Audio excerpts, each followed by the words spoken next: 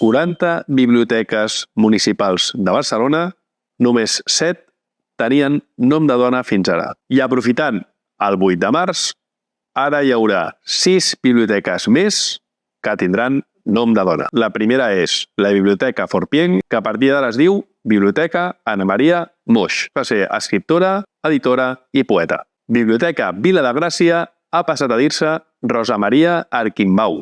Escriptora i periodista, va escriure nombroses obres de teatre.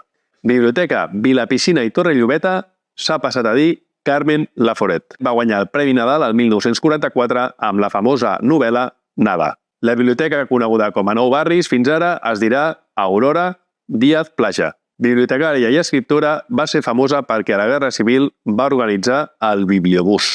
La Biblioteca Canyelles es diu Maria Àngels Ribas. Va ser una activista molt important